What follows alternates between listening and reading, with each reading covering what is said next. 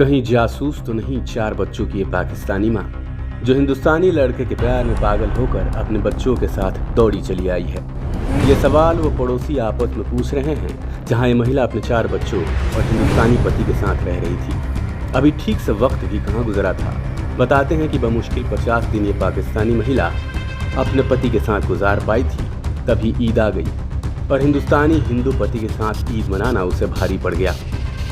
अब महिला का पति, उसका ससुर और वो खुद पहुंच गए हैं सलाखों के पीछे और अब मुसीबत उन चार बच्चों पर आन पड़ी है जो हिंदुस्तानी भाषा नहीं जानते। यहाँ कोई शख्स उनका परिचित या रिश्तेदार नहीं है। यहाँ कोई दूसरा बच्चा उनका दोस्त नहीं है। इससे पहले कि आप इस महिला के चरित्र और उसके फैसले और उसके मंशा पर सवाल उठाएं, ये जान लेना बहुत ज़रूरी है कि उसे अपने बच्चों से बेइंतहा मोहब्बत है। वरना प्यार जब किसी सरहद पार के इंसान से हो जाए तो कौन माँ अपने चार बच्चों को लेकर पाकिस्तान से नेपाल पहुंचती है और वहां से अकेले ही चारों बच्चों को लेकर बस में सवार होकर दिल्ली पहुंचती है। अपने काका यानी राजेश खन्ना साहब बहुत पहले कह गए थे, मोहब्बत जात पात ऊंच नीच धर्म मजहब सरहद नहीं देखती, मोहब्बत तो अंधी होती है। काका के दशकों पहले कहे गए अल्फाज मिसाल बनकर सामने आते रहते हैं, जो एक बार फिर देखने को मिले अपने नोएडा में। वही नोएडा जो एनसीआर का हिस्सा है, यानी राष्ट्रीय राजधानी क्षेत्र का पूर्वी दिल्ली से सटा योगी जी के यूपी का इलाका। सरहद पार दुश्मनों के मुल्क पाकिस्तान की एक महिला का दिल बॉर्डर के इस तरफ हिंदुस्तान के नोएडा में बैठे एक युवक पर आ गया। फिर क्या था, जमाने की बंदिशें, लोक लाज, मुसीबतों का पहाड़, कुछ भी इसे इसके फैसले से नहीं डिगा सका। लेकिन कहते हैं मोहब्बत की राह सबके लिए आसान हो, ऐसा होता नहीं है। अंजाम तो भयानक हादसों तक पहुंच जाते हैं, लेकिन हम यहाँ बात करेंगे खूबसूरत हादसों की। पबजी खेलते हुए इस पाकिस्तानी महिला को हिंदुस्तानी लड़के से प्यार हुआ और अपने प्यार को पाने के लिए वो सरहदों की सीमाओं को तोड़ते हुए पहुंच गई हिंदुस्तान। इस पाकिस्तानी महिला का नाम सीमा हैदर है। 27 साल की सीमा की 3 बेटियां और 1 बेटा है। 7 साल का फरहान, 6 साल की फरवा, 5 साल की फराह और 4 साल की फरीहा। सीमा हैदर के पुलिस को दिए बयान के मुताबिक वो पाकिस्तान के खैरपुर सिंध प्रांत की रहने वाली है, जो पिछले कुछ वर्षों से कराची में रह रही थी। 5वीं क्लास तक पढ़ी सीमा हैदर की पहली शादी पाकिस्तानी पति गुलाम हैदर के साथ 2014 में हुई थी। साल 2020 में उसका पति नौकरी के लिए सऊदी अरब चला गया। इसके बाद सीमा हैदर पबजी खेलने लगी और इस खेल में न जाने वो कब सरहद पार बैठे हिंदुस्तानी लड़के सचिन मीणा को दिल दे बैठी। उधर सीमा हैदर का पति कोरोना की वजह से सऊदी अरब में फंस गया। इधर सीमा सरहदों की दीवारों को तोड़ते हुए हिंदुस्तानी लड़के सचिन को दिल दे बैठी। सचिन भी अपने रिश्ते को लेकर संजीदा था। दोनों ने फैसला किया और साल 2023 में नेपाल में दोनों की मुलाकात हुई। दोनों ने 7 दिन साथ बिताया। इस दौरान उन्हें एक दूसरे को समझने का मौका मिला।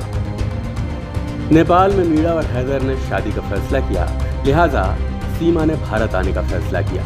सीमा के पास खुद का वीज़ा पासपोर्ट बनवाने के पैसे तो थे, लेकिन बच्चों के वीज़ा पासपोर्ट के लिए पैसे नहीं थे। लिहाजा उसने कराची में अपना एक प्लॉट 12 लाख रुपए में बेच दिया और चारों बच्चों के पासपोर्ट और वीज़ा बनवाए। फिर टूरिस्ट वीज़ा पर नेपाल पहुंच गई। वहां से सीमा हैदर अपने 4 बच्चों के साथ 10 मई को बस में सवार होकर दिल्ली के लिए निकल पड़ी।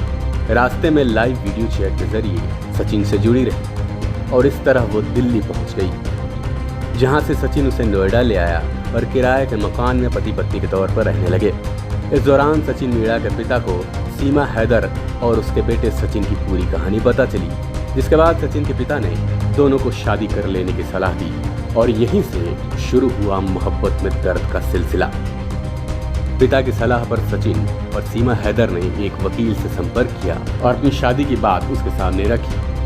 वकील कोर्ट मैरिज कराने के लिए राजी हो गया और दोनों से जरूरी दस्तावेज मांगे, जिसमें सीमा हैदर ने अपने पाकिस्तानी दस्तावेज दे दिए। बस क्या था, वकील ने पूरी जानकारी पुलिस को दे दी। उसके बाद पत्नी सीमा हैदर, पति सचिन मीणा और उसके पिता पहुंच गए सलाखों के पीछे। पुलिस ने सीमा को अवैध तरीके से भारत में घुसने के आरोप में पकड़ा, वहीं उसके पति सचिन और उसके पिता को संरक्षण देने के आरोप में। दरअसल देश की सुरक्षा एजेंसियों का शक और उनकी जांच पड़ताल भी जायज है। बताया जा रहा है कि सीमा हैदर का भाई पाकिस्तानी सेना में अधिकारी है।